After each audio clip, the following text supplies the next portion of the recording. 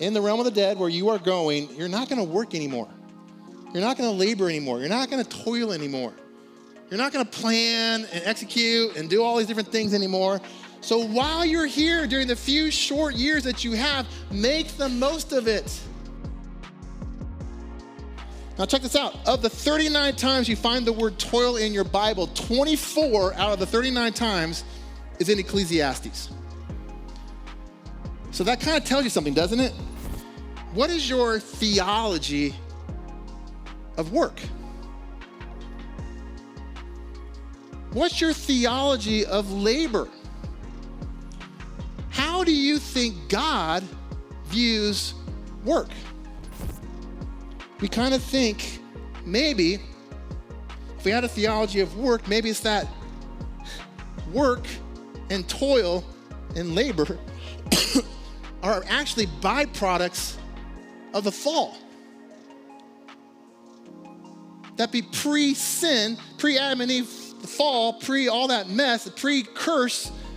Adam and Eve were just kind of like having a heyday in the garden, just enjoying themselves and sipping Mai Tais and hanging out in a hammock, watching reruns of Naked and Unafraid on Netflix. I mean, like, that's what their lives were. They were just lounging around doing nothing.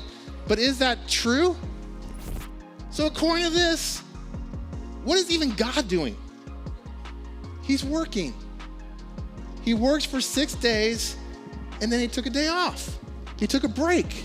He rested from his work. But for those 6 days, he was working. And it kind of makes me think, okay, if God was working, what was his attitude when it came to work, when it came to creation, when it came to all this stuff?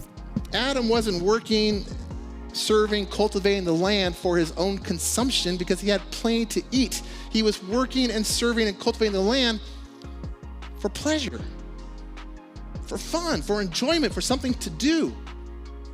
When sin entered creation, it wasn't, the curse wasn't, hey, Adam, you're such a moron. Like, you had it easy and now you're gonna have to go get your first job. He was already working. Did you catch that? Here's what I love about this. He's gonna say the same phrase over and over again. A person can do nothing better. And if you're an English teacher, you're gonna hate me right now. But what this means is it's literally nothing gooder. Nothing gooder. Nothing gooder, nothing more kind of like purposeful, if you will. It's like there's nothing more pleasant, there's nothing more agreeable, there's nothing more good than the ability to eat and drink and to find satisfaction in your work, because this is actually from the hand of God. The ability to enjoy these things, it comes from God.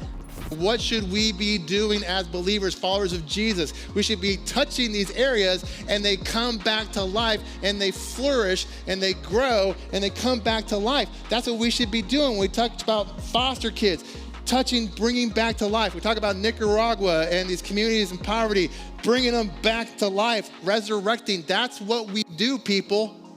Resurrected people resurrect dead things, and that is your job description. So work it and take care of it, because that's who we are.